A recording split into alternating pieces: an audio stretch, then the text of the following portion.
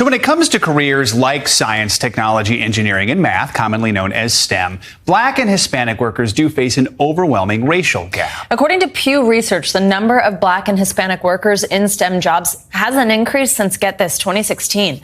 And Black and brown women are even more scarce. But one professor hopes to change all that with the help of, get this, hip-hop robot poetry. That's right. We're going to explain what all that is in just a minute. Dr. Carlotta Berry joins us now. She's an electrical and computer engineering professor at Rose-Hulman Institute of Technology. Thank you so much for joining us this morning, Doctor. We appreciate your time. So according to Forbes, you're actually one of fewer than 200 Black women engineering professors in the U.S. First, just tell us kind of about the need for this, why you think there's such a lack of representation.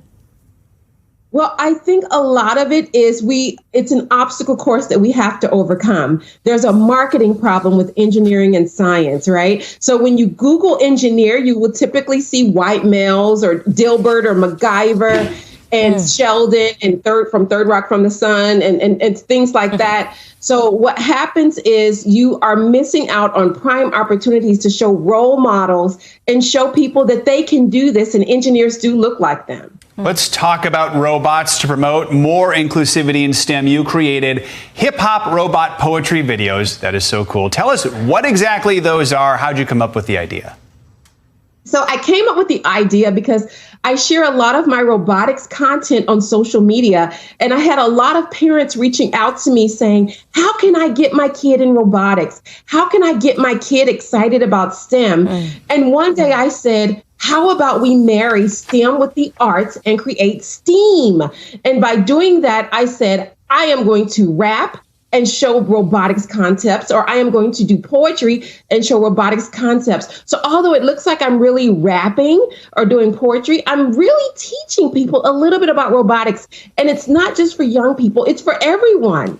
So I may be teaching about an encoder, something to measure how the robot moves, or a sonar to detect a distance to an obstacle, but I'm sneaking it in my art. So cool. What impact do you hope comes out of these videos? I mean, what do you want to do in this gap, this underrepresented space? What do you think seeing your video could mean, let's say maybe for a young girl at home who has no idea that a professor, a doctor, somebody who works in this space can look like her? I want them to get excited about the opportunities to do STEM, and I want them to see themselves. A lot of times when young women and brown and Black people leave engineering and STEM, it's because they say, I don't see myself in this field or career. I don't see how what I do can benefit other people. So I want them to see that when they see me, this is something that they can also achieve, so that engineering can eventually reflect the world that we live in, right? We design the problems to make the world a better place. So demographically, we should reflect the world. Such a great point, and representation so important. If you can see it, you can be it. Dr. Carlotta Berry, we appreciate your time this morning. So cool what you're doing. Thanks for joining us.